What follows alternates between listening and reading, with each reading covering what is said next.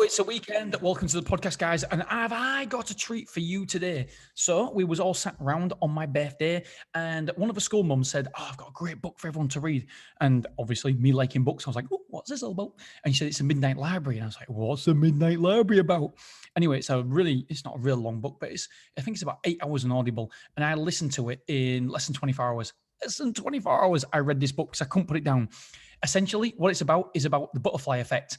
All the choices that we make in life, it forks all like our life off into different directions. And so when we act and do one thing and take one decision, that has massive ramifications across your whole life. It takes your life in a completely different direction. Now, I think it's quantum physics, but they believe now, scientists believe that there is not one life, there is parallel universes, and there is a you. I don't know how they've scientifically proven this I don't know, that they believe it anyway. That's what they have now come out, and there's documents and papers and all sorts, that they believe that for every decision you make, there's another you making a different decision.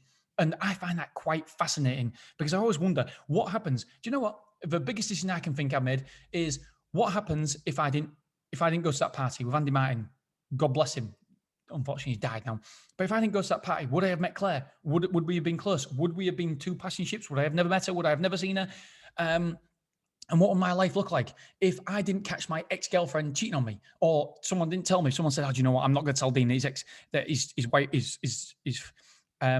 was supposed to be engaged to be married. Should I tell him?" And what would life have been like then if that person would have told me about my girlfriend or fiance cheating on me? It'd have been amazing. I would never, I don't think I'd have been as happy. I can't imagine myself being this happy or being in this position. Every decision you make takes you in a fork and so many different outcomes. And you could be, apparently in this book, it's following this girl's decisions, and so she tries to kill herself and stuff because of the decisions she's made in life, and it's not in a very good place right now.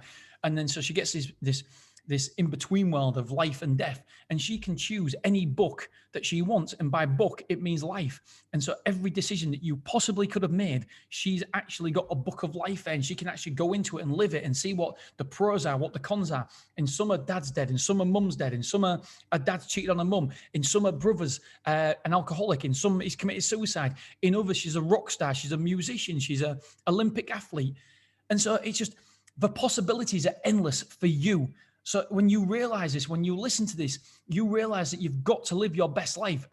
But how do you live your best life? Who knows? I suppose what I'm trying to say is that you are capable of absolutely anything.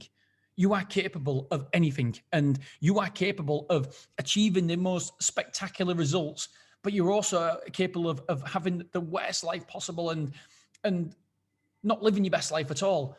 And this book is all about the little insequential decisions that we make huge ramifications on our life. And it's so interesting looking back and looking at where this girl's life had gone, and is currently going. I mean, it's fascinating. It's got to be one of my all-time favorite books. Boom, I said it. Don't say that lightly. Get this book. It has the potential, my friends, to change your life. Okay, thank you so much for listening. I am Dean, and I am out.